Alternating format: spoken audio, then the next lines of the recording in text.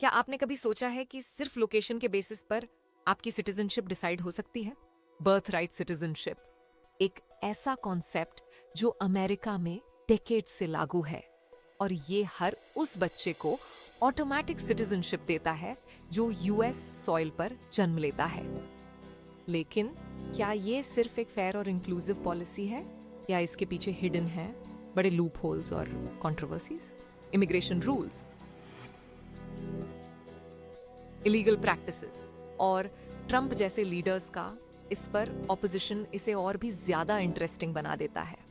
और अगर ये लॉ बदलता है तो इसका इम्पैक्ट सिर्फ अमेरिका तक नहीं रहेगा बल्कि ग्लोबल लेवल पर इमिग्रेशन ट्रेंड्स और इंडियन फैमिलीज की स्ट्रैटेजीज को भी पूरी तरह रीडिफाइन कर सकता है। क्या आप रेडी हैं इस फैसिनेटिंग टॉपिक के हर एस्पेक्ट को एक्सप्लोर करने के लिए? चलिए शुरुआत करते हैं। नमस्कार दोस्तों, स्वागत है आपका ज़ील इमिग्रेशन कंसल्टेंसी में। आज हम एक ऐसे टॉपिक पर बात करने वाले हैं जो न सिर्फ अमेरिका बल्कि पूरी दुनिया में इमिग्रेशन पॉलिसीज और सिटीजनशिप लॉज को डीपली इम्पैक्ट करता है। यह टॉपिक है birth right citizenship.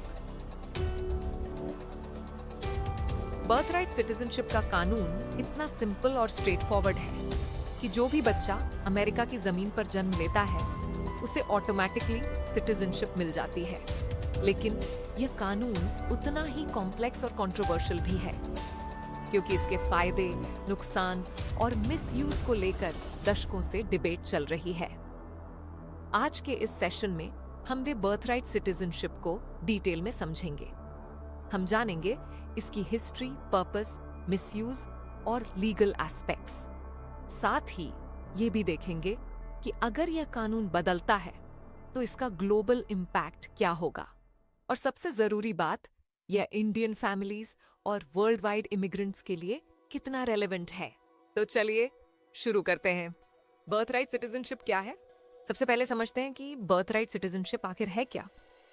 Birth right citizenship का मतलब है कि अगर कोई बच्चा अमेरिका की धरती पर जन्म लेता है तो वह ऑटोमेटिक तौर पर अमेरिकन सिटीजन बन जाता है।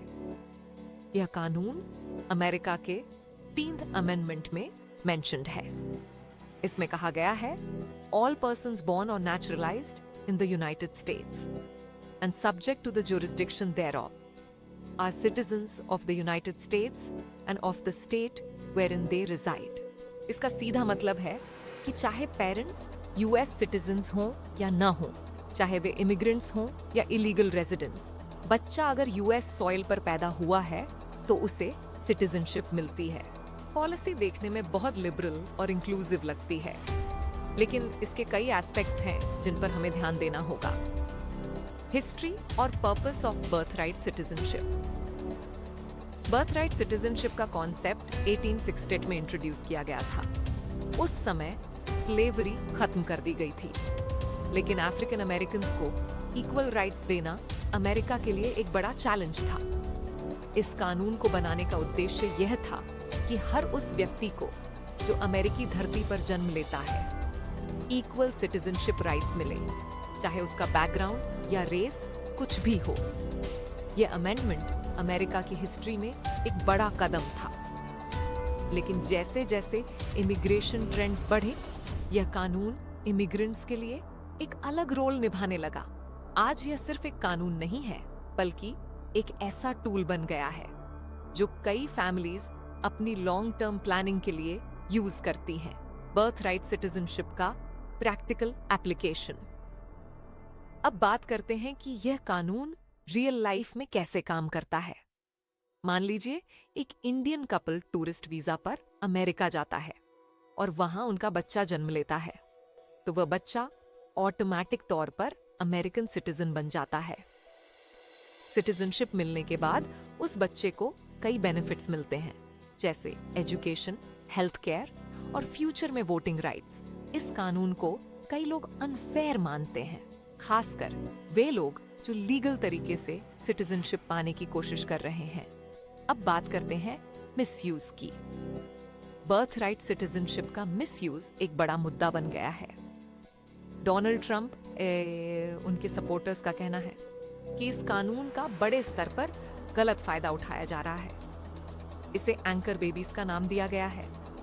एंकर बेबीज वह बच्चे कहलाते हैं जिनके पेरेंट्स सिर्फ इसलिए अमेरिका आते हैं ताकि उनका बच्चा वहां जन्म लेकर ऑटोमेटिक सिटीजनशिप हासिल कर सके। ट्रंप का आर्गुमेंट है कि इससे अमेरिकी इकोनॉमी और रिसोर्सेज पर अननेसेसरी बर्डन पड़ता है। डोनाल्ड ट्रंप ने पहली बार 2016 में अपनी इलेक्शन कैंपेन के दौरान बर्थराइट सिटीजनशिप के इशू को काफी जोर शोर से उठाया था। उनका कहना था कि ये कानून अनकॉन्स्टिट्यूशनल है और इसे खत्म किया जाना चाहिए क्योंकि ये अमेरिका की इमिग्रेशन पॉलिसी के लिए एक बड़ी प्रॉब्लम क्रिएट करता है। ट्रंप ने तब ये भी कहा था कि ये लॉ इलीगल इमिग्रेंट्स को इनकरेज करता है कि वे अमेरिका आकर बच्चों को जन्म दें ताकि उनके बच्चों को ऑटोमेटिक सिटीजनशिप मिल जाए। उनका मानना था कि इससे न सिर्फ इलीगल इमिग्रेशन बढ़ता है बल्कि ये अमेरिका के रिसोर्सेज और पॉलिसीज पर भी अननेसेसरी प्रेशर डालता है। अब 2024 के इलेक्शंस के लिए ट्रंप ने एक बार फिर इस मुद्दे को अपने एजेंडा में शामिल किया है और इसे अपनी प्रायोरिटी लिस्ट में रखा है। उनका कहना है कि अगर वे दोबारा सत्ता में आते हैं तो इस कानून को चेंज करने के लिए नेसेसरी स्टेप्स उठाएंगे। ट्रंप का मानना है कि बर्थराइट सिटीजनशिप खत्म करना लॉन्ग टर्म में अमेरिका के फ्यूचर के लिए बेनिफिशियल होगा और ये इलीगल इमिग्रेशन को कंट्रोल करने के लिए एक स्ट्रॉन्ग स्टेप साबित होगा। उनके हिसाब से ये सिर्फ एक लीगल इशू नहीं है बल्कि एक ऐसा मैटर है जो नेशनल सिक्योरिटी और इकोनॉमिक स्टेबिलिटी को भी इम्पैक्ट करता है। अब बात करते हैं इंडियन फैमिलीज की। इंडिया से हर साल हजारों फैमिलीज अमेरिका जाती हैं, कुछ टूरिज्म के लिए, कुछ एजुकेशन के लिए और कुछ वर्क अपॉर्चुनिटीज के लिए। इनमें से कई फैमिलीज स्ट्रेटेजिकली प्लान करती हैं कि उनके बच्चे अमेरिका में पैदा हों ताकि उन्हें ऑटोमेटिक सिटीजनशिप मिल सके। ये उनकी लॉन्ग टर्म प्लानिंग का पार्ट होता है। बर्थराइट सिटीजनशिप खत्म होने से इन स्ट्रैटेजीज पर सीधा इम्पैक्ट पड़ेगा। इंडियन फैमिलीज को अपनी प्लान्स में चेंज करने की जरूरत होगी। उनके बच्चों को सिटीजनशिप पाने के लिए नए तरीके अडॉप्ट करने होंगे जो ज्यादा कॉम्प्लेक्स और एक्सपेंसिव हो सकते हैं। ये चेंज उनके फ्यूचर डिसीजंस और इन्वेस्टमेंट्स पर भी इन्फ्लुएंस करेगा। फैमिलीज जो अभी तक इजी और डायरेक्ट वे से अमेरिकन सिटीजनशिप को प्लान करती थी, उन्हें अब ऑल्टरनेट रूट्स कंसिडर करने होंगे, जैसे वर्क वीजाज, ग्रीन कार्ड्स या बाकी लीगल पाथवेज एक्सप्लोर करना। इंडियन फैमिलीज के लिए ये ट्रांजिशन चैलेंजिंग हो सकता है क्योंकि ना सिर्फ ये फाइनेंशियली डिमांडिंग होगा बल्कि इससे उनके टाइमलाइंस और गोल्स पर भी फर्क पड़ेगा। अगर अमेरिका बर्थराइट सिटीजनशिप को एंड करता है तो इसका बहुत बड़ा रिपल इफेक्ट ग्लोबली पड़ेगा। कई कंट्रीज जैसे कनाडा और ऑस्ट्रेलिया में भी सिमिलर पॉलिसीज एग्जिस्ट करती हैं। अगर अमेरिका अपनी पॉलिसी को चेंज करता है तो ये बाकी कंट्रीज को भी अपनी एग्जिस्टिंग इमिग्रेशन रूल्स को रीथिंक करने पर मजबूर कर सकता है, स्पेशली जो डेवलप्ड कंट्रीज हैं। वो इस बात पर ध्यान देंगी कि उन्हें अपनी पॉपुलेशन डायनामिक्स और सिटीजनशिप लॉज को किस तरह से मॉडिफाई करना चाहिए। ये बदलाव सिर्फ लॉज तक ही लिमिटेड नहीं रहेगा बल्कि लोगों की माइंडसेट और परसेप्शन पर भी असर डालेगा। इमिग्रेशन ट्रेंड्स में बड़ा बदलाव देखने को मिलेगा। अभी बहुत सारे लोग सिर्फ इस वजह से अमेरिका माइग्रेट करते हैं क्योंकि उनके बच्चों को ऑटोमेटिकली सिटीजनशिप मिल जाती है। अगर ये ऑप्शन खत्म हो जाता है तो इमिग्रेशन का जो करंट पैटर्न है उसमें मेजर शिफ्ट आएगा। स्किल्ड वर्कर्स और स्टूडेंट्स की मोबिलिटी भी इससे इम्पैक्ट होगी। जो लोग अमेरिका या सिमिलर कंट्रीज में सेटल होने का सपना देखते हैं, उनकी प्रायोरिटीज बदल सकती हैं।